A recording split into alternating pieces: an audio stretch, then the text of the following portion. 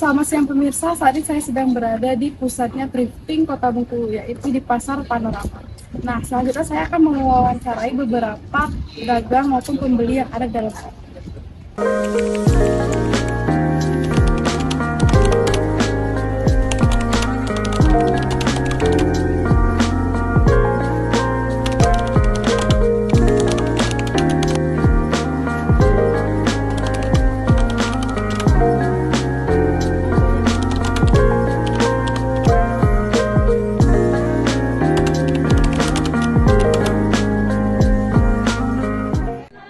Baik, saat ini saya sedang berada di Pasar Panorama, Kota Bengkulu. Saya sekarang akan mewawancarai salah satu pedagang yang ada di Pasar Panorama tersebut. Sebelumnya, boleh perkenalkan diri, Pak? Namanya siapa? Nama saya Corleone, salah satu pedagang di Pasar Panorama. Baik, apa sih Pak alasan Bapak memilih membuka usaha thrifting ini dibandingkan dengan usaha-usaha lainnya? Usaha thrifting ini kan relatif ke barang-barang murah. Nah, untuk daerah Bengkulu yang khususnya pendapatan daerahnya lebih rendah dari daerah-daerah lain, usaha thrifting ini lebih menjanjikan dibanding usaha baju baru. Karena tergantung dari tingkat pendapatan daerah tuh. Kayak misalkan di Jakarta itu banyak thrifting, tapi dia banyak barang-barang yang harganya di atas 70, 80 ribu gitu kan. Untuk yang obral-obralan yang harga 5 ribu sampai 10 ribu itu hanya ada di kota-kota yang termasuk kecil kayak Jambi, Bengkulu gitu kan. Di Palembang kota besar sudah agak berkurang eh, barang-barang thrifting yang diobral-obral harga 5 ribu sampai 10 ribu gitu. Nah, kalau untuk penghasilan dari penjual thrifting itu lebih besar dari penjualan barang atau gimana? Untuk lebih besar jelas di penjualan barang, karena kan barang itu dalam satu karung misalnya kita bisa hitung jumlah piece-nya sekitar 500 gitu kan. Kalau dalam satu karung kita jual paling untung kita itu 1 juta sampai 2 juta. Sedangkan kalau diecer dengan harga eh, yang dibagi menjadi tiga, misalkan kayak sortiran nomor satu, sortiran nomor dua, dan sortiran terakhir. Sortiran terakhir itu yang kita obral yang bisa adik-adik lihat, yang harga 5 ribu, 10 ribu.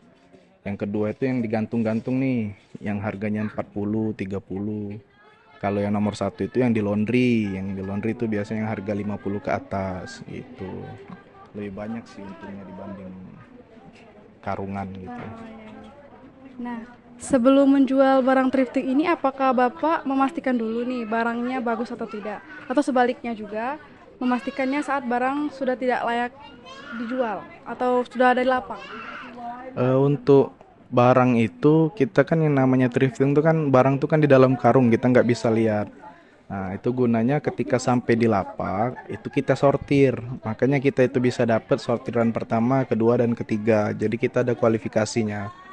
Untuk barang-barang yang minus atau yang terkena noda itu kita taruh di obralan. Kalau yang satu nomor dua itu yang harganya nggak bisa dijual harga tinggi untuk ngejar modalnya gitu. Jadi begitu ya Pak. Terima kasih Pak atas waktunya. Baik, saat ini saya sedang bersama salah satu pembeli yang ada di thrifting Panorama ini. Sebelumnya dengan kakak siapa? Fitri. Ya, dengan kakak Witri. Nah, jadi kak, apa sih alasan kakaknya ini lebih memilih thrifting daripada membeli barang-barang baru? Karena thrifting ini lebih baik sih daripada yang baru, bukan karena baru tuh nggak bagus ya. Karena thrifting ini lebih kayak ke suka yang branded kayak gitu, lebih bagus, lebih layak lah kayak gitu. Iya. Nah, menurut kakak dengan adanya thrifting ini, apakah ada dampak nih yang bakalan ditimbulkan? Dampaknya kayak contoh seperti membeli terus kayak kayak kecanduan kayak gitu. Oh iya, Karena bagus kan. candu ya Mbak. Mm-mm. Jadi, nah alasan juga kakak lebih memilih thrifting di Panorama dibandingkan thrifting di tempat lain.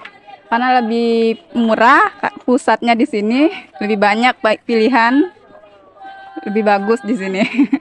Nah, yang terakhir nih Mbak, apa sih tips dan trik kakaknya dalam memilih barang yang berkualitas gitu yang kakak inginkan? Triknya sih kalau aku cari yang yang masih bagus, kayak lebih layak lah untuk kita pakai, yang murah lagi. Kan banyak pilihan, banyak itu kan brand-brand semua. Terima kasih ya Mbak. Ya.